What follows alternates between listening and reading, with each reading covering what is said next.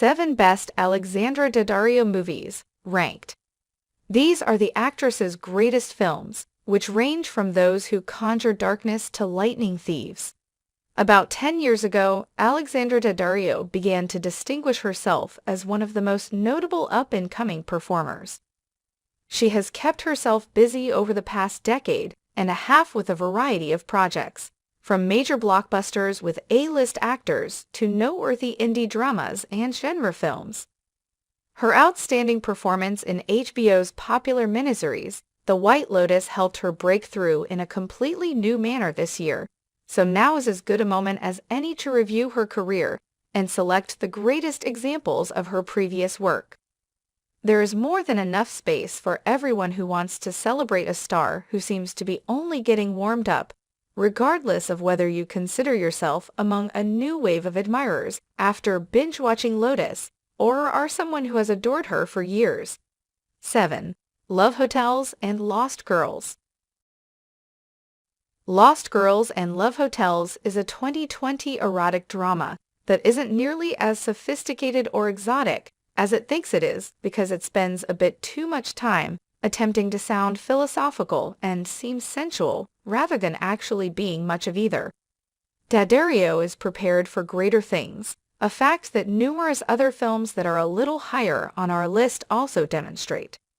She has had success in Girl Next Door's parts, rom-coms, and the rare final girl character, but in this popular drama, she is at her most physically and emotionally vulnerable as she wanders aimlessly around Tokyo's nightlife in search of love connections.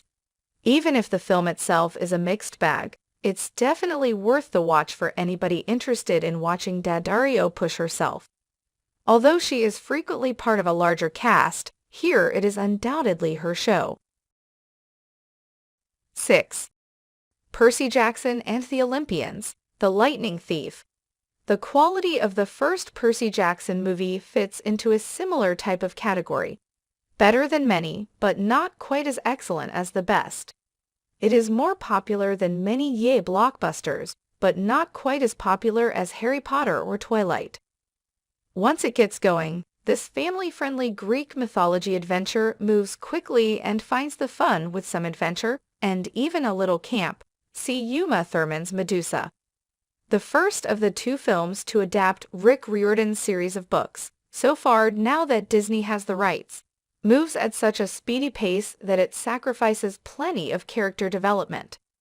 As Annabeth, a daughter of Athena, swaps her Harry Potter comparisons academic genius for martial prowess, Daddario is somewhat of the Hermione of the gang. She performed more than enough to establish her soon-to-be star status in a series that may be a greater cinematic excursion, despite the fact that this early, enjoyable performance for Daddario is neither her finest film nor even her best blockbuster. 5. San Andreas. Who says Roland Emmerich gets to have all the fun causing natural calamities to destroy our planet? With this Dwayne Johnson movie, in which Daddario plays his daughter Blake, Brad Payton makes his claim as a master of cataclysmic destruction. Despite the fact that this is undoubtedly a show that belongs to the monstrous protagonist, Daddario fits into her character well as a young lady who is frightened by the carnage she finds herself in while maintaining a cool, collected demeanor as she guides herself and her friends to safety as best she can. I would imagine that this is maybe a decent one to check out if you enjoy Daddario or Massive Damage like in Day After Tomorrow. 4. Lost Transmissions.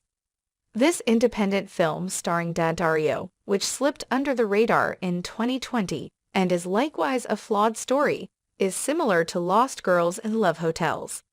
However, this one is much more interesting to see because of the great main performances by Juno Temple as a Californian composer and Simon Pegg as her companion who has relapsing schizophrenia. Despite having a smaller role than those two, Daddario still has the opportunity to show off a little more range than she has in the past as Dana Lee, a Katy Perry-like pop star who serves as Temple's character's potential entry point into the music industry's upper echelons, while also attempting to get Peg's character the assistance he needs. Daddario's character utilizes her attractiveness and likable charm, while also allowing her to be a little bit of a jerk, playing into roles she has previously been cast in while also subverting them. It's additional evidence that Daddario is prepared for some of those heavier parts. The movie isn't flawless, but it features 3 outstanding performances. 3. Superman, Man of Tomorrow. Superman, Man of Tomorrow, one of many fantastic animated films set in the DC world, explores Clark Kent's, Darren Criss' origin story in a unique way as he develops into the Man of Steel in Metropolis. Supes occasionally learns what it means to be Earth's defender in a hard way, as he must deal with invading extraterrestrial dangers like Lobo, while learning about his own background. Daddario has the opportunity to voice reporter Lois Lane, a character who is similarly climbing the ranks of the journalistic industry, even if it means being shunned by other Daily Planet employees. Daddario expresses her unbridled drive, lending the necessary tenacity, spunk, and grit when on the job, as well as that hint of developing chemistry between her and Clark in between scenes. Although the movie's inherent limitations make it unlikely to rank among her most renowned creations, she still does a remarkable job giving an iconic character life in a fantastic Superman story. 2. We Summon the Darkness. We Summon the Darkness allows Daddario the chance to be the one doing the hunts and have a pleasure doing it, unlike genre films like Bereavement and Texas Chainsaw 3D, where she is often seen outrunning one murderer or another.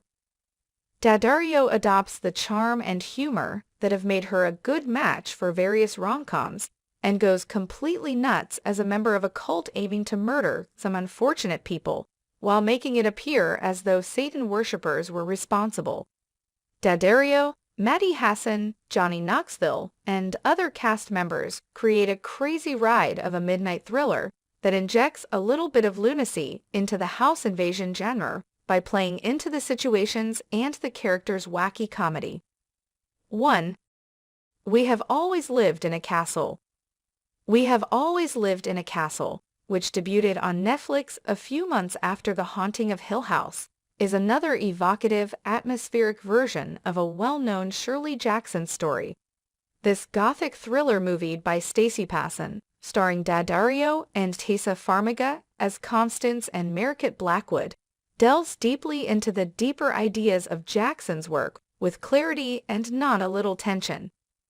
The investigation of otherness in a tiny village, where the locals are wary of these 2 rich Blackwood sisters and their family's troubled background, is where Passon discovers the fear. But as tense and unsettling as the story becomes, at the heart of it is a tale about the love between the 2 sisters, the anxious, superstitious Merritt and the wistful, agoraphobic Constance who dreams of running away to Europe. Like Hill House, We Have Always Lived in a Castle honors Jackson's work by neither shortchanging the characters or the dark atmosphere, with Farmiga and Daddario both doing great work as the Blackwood sisters, making it the latter's best and most confidently made work on her resume.